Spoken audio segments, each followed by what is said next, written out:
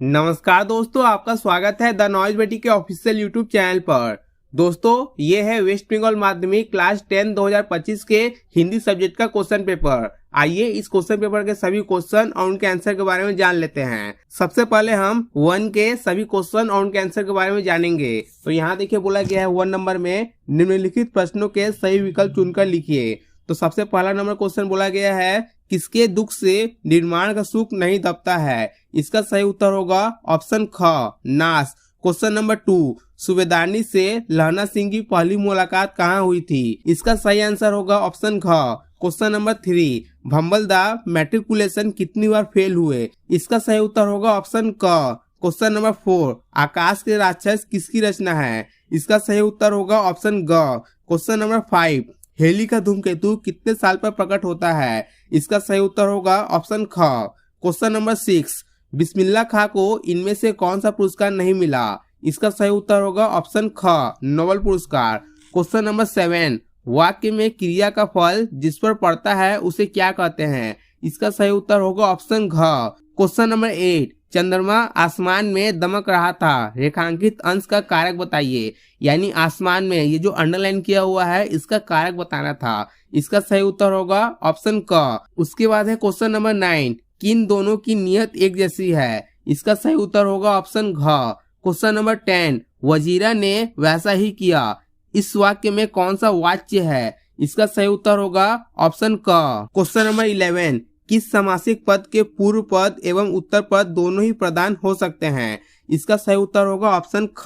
Question number 12, मेज बनाई जाती है, इस वाक्य में कौन सा वाच्य है? इसका सही उत्तर होगा ऑप्शन ग। क्वेश्चन नंबर 13, बादल घिरे और मयूर नाचने लगे, यह किस तरह का वाक्य है? इसका सही उत्तर होगा ऑप्शन ख। क्वेश्चन नंबर 15, बोला गया है कर्ण किससे मिलकर अर्जुन से युद्ध करने को तैयार नहीं था? इसका सही उत्तर होगा ऑप्शन ख। क्वेश्चन नंबर 15, भंबलदा की कमी कहाँ खिलती थी? इसका सही उत्तर होगा ऑप्शन ख, स्पोर्ट्स के मैदान में। क्वेश्चन नंबर 16, वाक्य में जिस शब्द से क्रिया के अलगाव का बोध हो वह कारक है। इसका सही उत्तर होगा ऑप्शन ग। क्वेश्चन नंबर 17, अपादान कारक की विभक्ति क्या है? इसका सही उत्तर होगा ऑप्शन घ। दोस्तों, ये हम लोगों ने 1 के जितने भी क्वेश्चन थे उनके सभी आंसर को हम लोगों ने जान लिया। अब आइए आगे चलते हैं और 2 के जितने भी क्वेश्चन हैं उनके आंसर के बारे में जान लेते हैं। तो आइए अब आगे चलते हैं। तो यहाँ देखिए 2 के 1 नंबर का जो पहला क्वेश्चन बोला गया है, देखते नहीं यह रेशम से कड़ा हुआ सालू किसने किससे कहा? इसका सही उत्तर होगा सूबेदारनी ने लहना सिंह से कहा था। क्वेश्चन नंबर 2, खाना खाने के बाद रंगैया ने क्या किया? इसका सही उत्तर होगा खाना खाने के बाद रंगैया पीपल के पेड़ के नीचे जाकर बैठ गया और सो गया।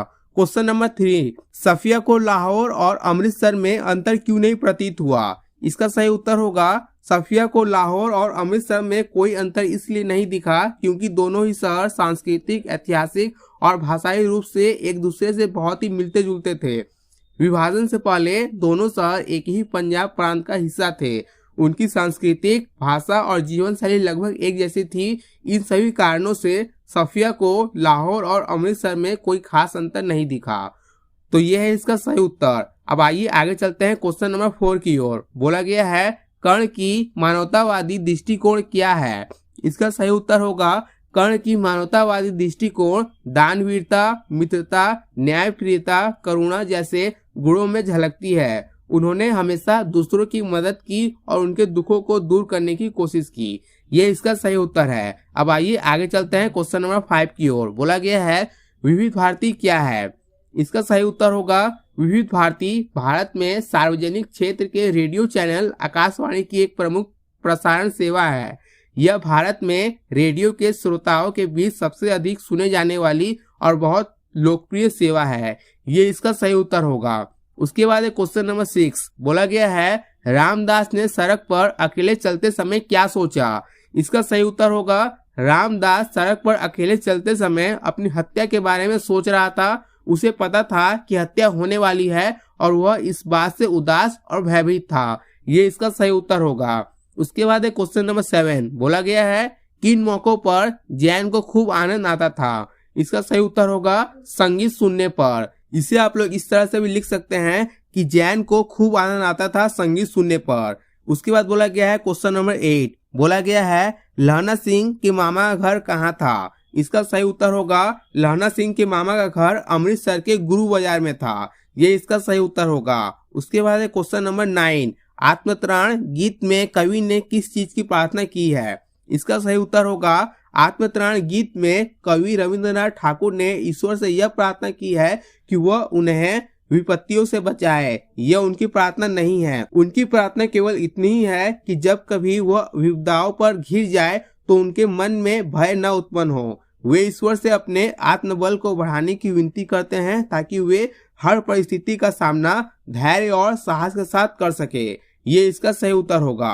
अब आइए आगे चलते हैं क्वेश्चन नंबर 10 की ओर। बोला गया है देश प्रेम कविता में कवित्री सुबह सुबह कम्बल फेंक कर क्यों खड़ी हो गई। इसका सही उत्तर होगा कविता देश प्रेम में कवित्री सुबह सुबह कम्बल फेंक कर इसलिए खड़ी हो जाती है क्योंकि उनके मन में देश प्रेम की भावना उमड़ आती है। कम्बल ओढ़कर आराम करने की बजाय देश के लिए कुछ करने की प्रेरणा उन्हें बेचैन कर देती है। उन्हें ऐसा महसूस होता है जैसे देश उन्हें पुकार रहा है और उन्हें तुरंत उठकर अपने कर्तव्य का निर्वाह करना चाहिए। ये इसका सही उत्तर होगा। उसके बाद क्वेश्चन नंबर 11 बोला गया है भाववाच्य किसे कहते हैं, साधारण स्पष्ट करे। इसका सही उत्तर होगा भाववाच्य में न तो कर्ता की प्रधानता होती है और न ही कर्म की, बल्कि इसमें क्रिया के भाव की प्रधानता होती है। इसमें अकर्मक क्रिया का प्रयोग किया जाता है और क्रिया सदैव अन्य पुरुष एक वचन पुल्लिंग में होती है। उदाहरण मुझसे चला नहीं जाता। ये इसका सही उत्तर होगा। अब आइए आगे चलते हैं क्वेश्चन नंबर 12 की ओर। बोला गया है कर्मधारय समास की परिभाषा साधारण लिखे। तो इसका सही उत्तर होगा कर्मधारय समास वह समास होता है जिसका एक पद विशेषण होता है और दूसरा पद विशेष्य, यानी एक पद किसी की विशेषता बताता है और दूसरा पद वह होता है जिसकी विशेषता बताई जाती है। इसका उदाहरण देख लेते हैं। नील कमल, नीला है जो कमल, यहाँ नीला विशेषण है और कमल विशेष्य, तो ये इसका सही उत्तर होगा। अब आइए आगे चलते हैं क्वेश्चन नंबर 13 की ओर। बोला गया है तो आप क्या ईस्ट बंगाल के हैं। इस वाक्य को विस्मय सूचक वाक्य में बदलिए। तो यहाँ देखिए मैंने इसे 3 तरह से बदला है। आप लोगों ने इनमें से कोई भी एक किया होगा तो आपका उत्तर सही होगा। तो सबसे पहले आप इसे इस तरह से लिख सकते हैं, क्या आप ईस्ट बंगाल के हैं। दूसरे तरीके से आप लोग लिख सकते हैं, अरे आप तो ईस्ट बंगाल के हैं। तीसरे तरह से आप लिख सकते हैं, वाह आप ईस्ट बंगाल के हैं। इन तीनों तरीके से आप लोग लिख सकते हैं। तो ये इसका सही उत्तर है। अब आइए आगे चलते हैं क्वेश्चन नंबर 14 की ओर।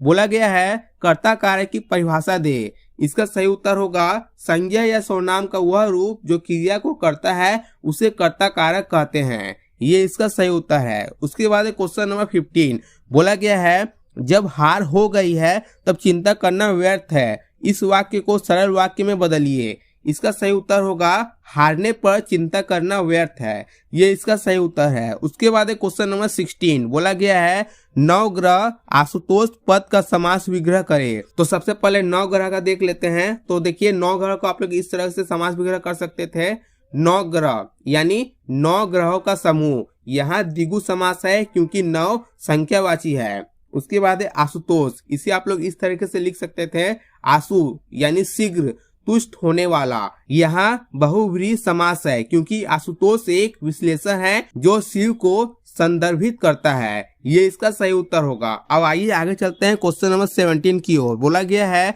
मैंने सोचना छोड़कर घोड़ा दबा दिया। इस वाक्य को संयुक्त में बदलिए। इसका सही उत्तर होगा मैंने सोचना छोड़ दिया और घोड़ा दबा दिया। ये इसका सही उत्तर होगा। उसके बाद क्वेश्चन नंबर 17 बोला गया है आहिस्ता से बोलिए, अगर ला सको तो थोड़ा सा लाहौरी नमक लाना। इस वाक्य में उचित विराम चिन्ह लगाकर लिखिए। तो इसका सही उत्तर होगा आहिस्ते से बोलिए, अगर ला सको तो थोड़ा सा लाहौरी नमक लाना।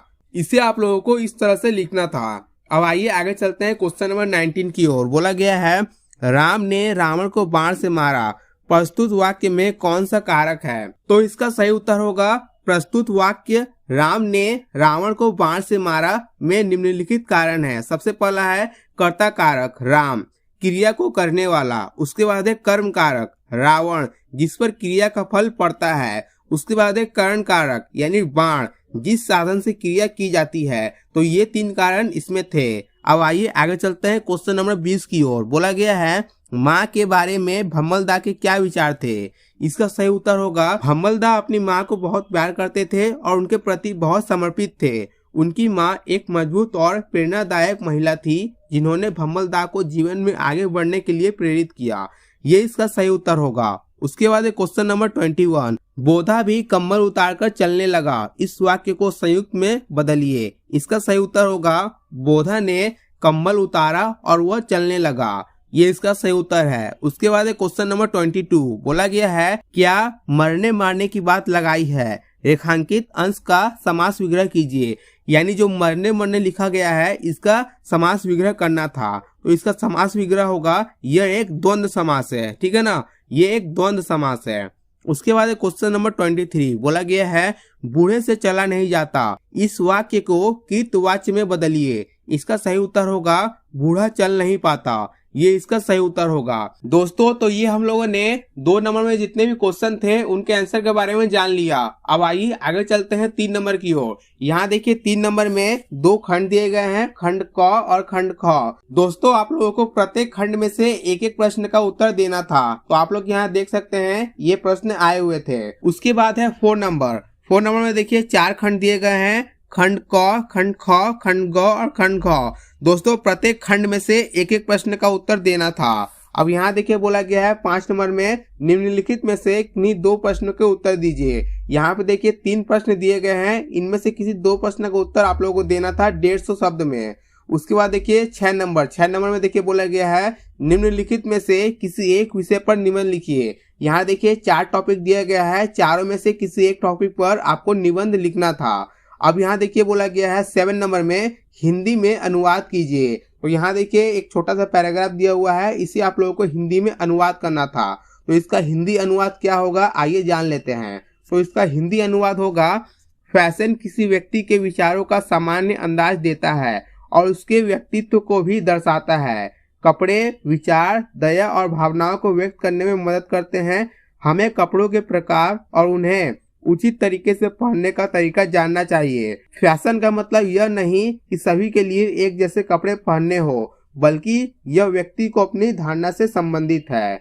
तो ये इसका हिंदी अनुवाद होगा। यदि आप लोगों ने अपने से कुछ भी अगर ठीक से लिखा है तो आप लोगों को लगभग 3 से 2 मार्क्स मिल जाएंगे। अगर आप लोगों ने पूरा सही लिखा है तो 4 नंबर मिलने पक्के हैं, तो इसे आप लोग देख लीजिएगा। उसके बाद है 8 नंबर में देखिए बोला गया है निम्नलिखित में से किसी एक प्रश्न का उत्तर दीजिए। यहाँ पे देखिए 2 प्रश्न दिए गए हैं, इनमें से किसी एक प्रश्न का उत्तर आप लोगों को देना था। उसके बाद देखिए यहाँ बोला गया है फॉर एक्सटर्नल कैंडिडेट ओनली। जो रेगुलर कैंडिडेट है उनको ये दोनों नहीं करना था, लेकिन जो एक्सटर्नल कैंडिडेट है उनको ये दोनों करना था, 9 नंबर और 10 नंबर। तो दोस्तों यही है वेस्ट बंगाल माध्यमिक क्लास 10 2025 के हिंदी सब्जेक्ट का क्वेश्चन पेपर। दोस्तों आप लोगों का आज का एग्जाम कैसा हुआ आप लोग कमेंट सेक्शन में जरूर बताएं। और दोस्तों एक बात और करना चाहूंगा, यदि आप लोग इस सॉल्व क्वेश्चन पेपर के पीडीएफ को डाउनलोड करना चाहते हैं तो मैंने इस क्वेश्चन पेपर के पीडीएफ का डाउनलोड लिंक इस वीडियो को डिस्क्रिप्शन में दे दिया है। आप वहां लिंक पर क्लिक करके इस क्वेश्चन पेपर के सॉल्व पीडीएफ को डाउनलोड कर सकते हैं। दोस्तों यदि आपके मन में इस वीडियो से रिलेटेड कोई भी क्वेश्चन है तो आप अपना क्वेश्चन कमेंट बॉक्स में कमेंट करके पूछ सकते हैं, या आप मुझे मेरे फेसबुक या इंस्टाग्राम पेज पर फॉलो करके वहां मैसेज कर सकते हैं। मैं आपके क्वेश्चन का रिप्लाई देने की पूरी कोशिश करूंगा। इस वीडियो को आप अपने सभी दोस्तों के साथ फेसबुक, व्हाट्सएप और टेलीग्राम पर शेयर करिए ताकि आपके सभी दोस्तों को इस वीडियो के बारे में पता चल सके। दोस्तों इस वीडियो के लास्ट में मैं आपसे एक ही बात करना चाहूंगा, यदि आपको इस वीडियो से थोड़ी सी भी हेल्प मिली है तो आप इस वीडियो को लाइक करिए और मेरे यूट्यूब चैनल द नॉइज बडी को सब्सक्राइब करके बेल आइकन को प्रेस करिए ताकि हमारे आने वाले सभी नई वीडियो की नोटिफिकेशन आपके पास सबसे पहले पहुंच सके। मिलते हैं मैं चाहे कि एक और नई वीडियो के साथ, तब तक के लिए थैंक यू दोस्तों।